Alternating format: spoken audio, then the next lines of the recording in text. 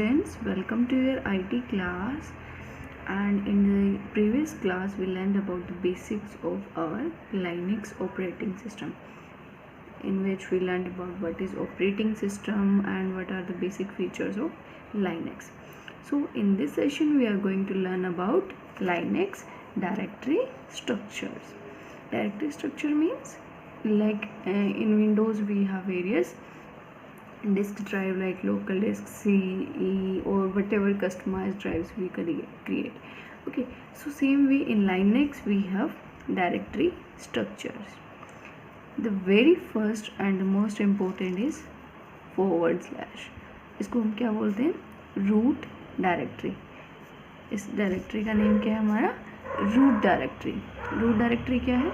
जहाँ से हमारी सभी डायरेक्टरीज, जो डायरेक्टरी स्ट्रक्चर है वो बिगिन होता है. मतलब हम इससे फर्दर जो है डायरेक्टरीज डिवाइड करते हैं. जैसे हमारे ड्राइव्स में, विंडोज़ में हम क्या करते हैं, फर्दर जो हमारे डिस्क ड्राइव्स हैं उनमें हम अपने पर्टिकुलर फोल्डर्स और फाइल्स क्रिएट करते हैं.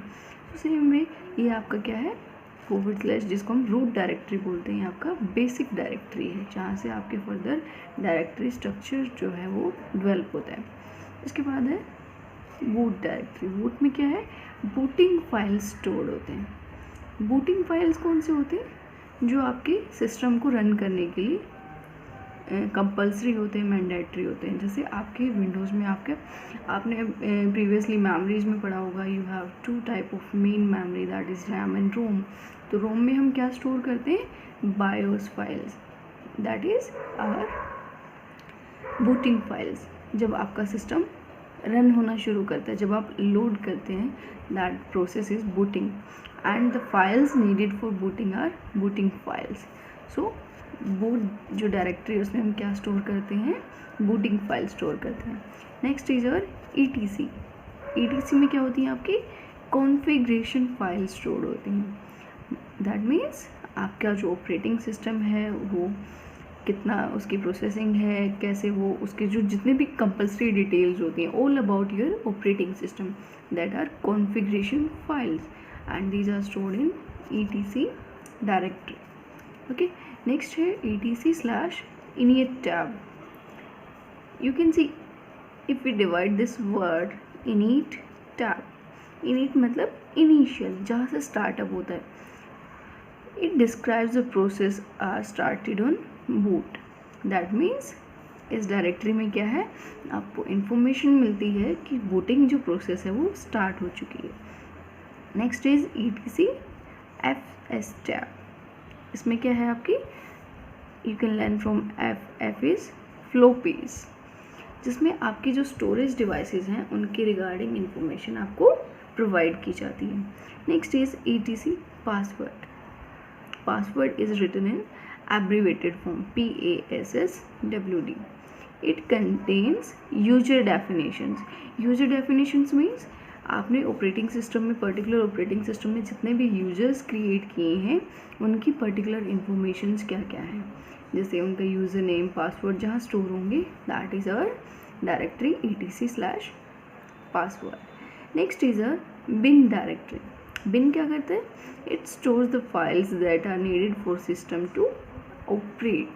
जैसे आपका विंडोज़ में अगर आप देखते हैं तो जो लोकल ड्राइव होती है आपकी, C ड्राइव, उसमें आपके सारे जितने भी एप्लीकेशंस इंस्टॉल्ड हैं सभी उसी में उनकी इन्फॉर्मेशन स्टोर रहती है.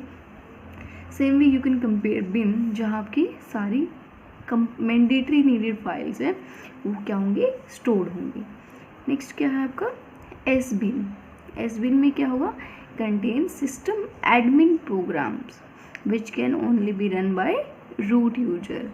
जैसे आपका विंडोज़ में एडमिन होता है, लाइक जितने भी मैंडेटरी, जितने भी चेंजेस करने होते हैं, मैंडेटरी चेंजेस, उनमें सब में क्या होता है? They seek permission from the admin. Same way इसमें भी कुछ एडमिन प्रोग्राम्स होते हैं that can only be run by the root user.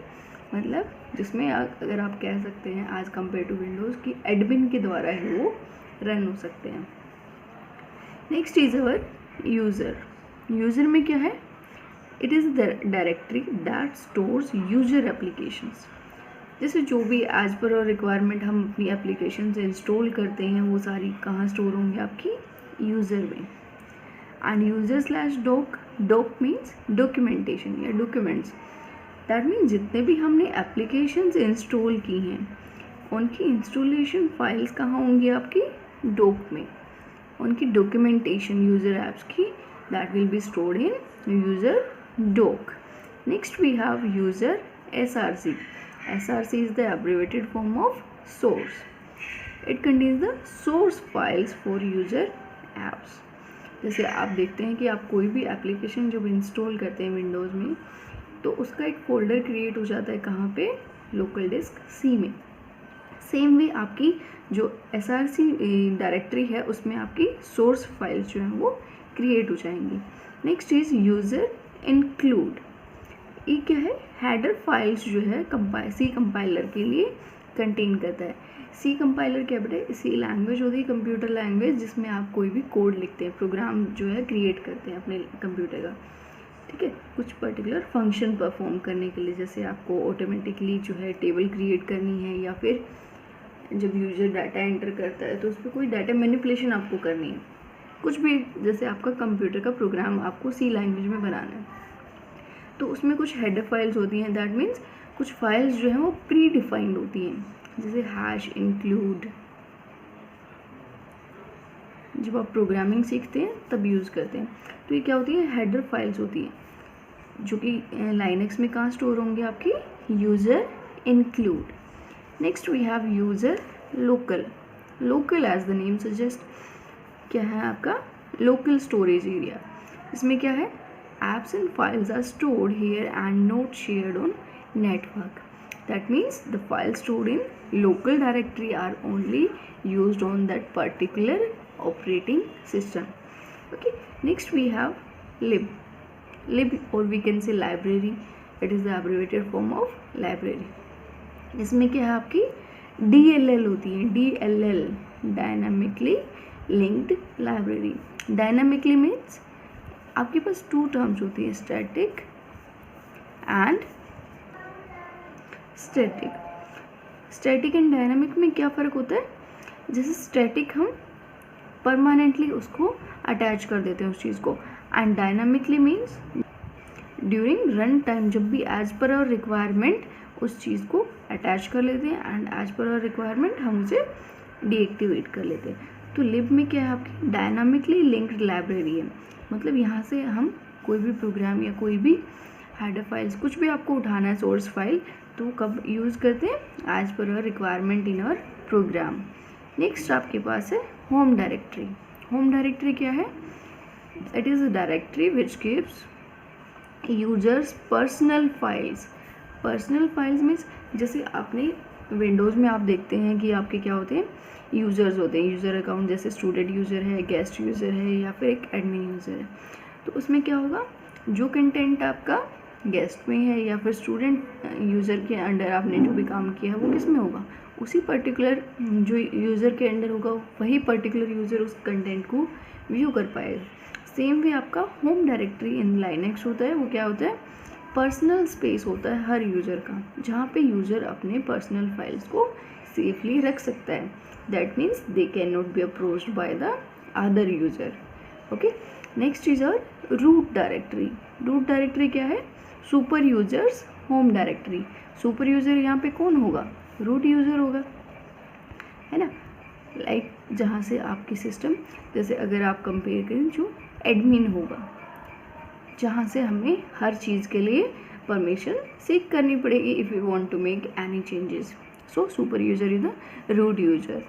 Next is a where directory. Where directory, it is the variable form, that means it contains variable data. variable data के मतलब क्या होगा, जिसकी value आपकी change हो जाती है, that is your variable data. next is where log. इसमें क्या है, log files क्या होती हैं आपकी, जैसे आपने प्रीवियसली रिसेंट प्लेसेस क्या कौन से थे वो आपके क्या होते हैं, log files होते हैं। तो इसमें क्या होगी, आपकी सारी log files स्टोर होंगी। जैसे कोई भी आपने अगर प्रोग्राम एग्जीक्यूट किया है तो आपकी जो एरर डिटेल्स है वो क्या है, वो सारी आपकी स्टोर होंगी log फाइल्स पे। Next is var mail. Mail में क्या है, जितने भी आपने सेंड की है या रिसीव की है सारी मेल्स आपकी स्टोर होंगी where mail. Next is our temp directory. Temp, that is the abbreviation of temporary. मतलब जितनी भी आपकी टेम्परेरी फाइल्स होंगी, जो अंडर प्रोसेस फाइल्स आपकी क्रिएट हो जाती हैं, that are stored in temp folder. Next is dev. You can use it for device. It holds the devices like CD, ROM, hard disk, और जितनी भी आपने डिवाइसेस अटैच की हैं उनकी सबकी इंफॉर्मेशन कहाँ होगी? आपकी dev डायरेक्टरी में. Next is proc. proc means virtual directory. Contains information about kernel. जो आपके ऑपरेटिंग सिस्टम होते हैं that are divided into kernels and shells. Okay, तो इसमें किसकी इंफॉर्मेशन होती है? कर्नल्स की. And last one is lost and found. Lost and found में क्या होगा?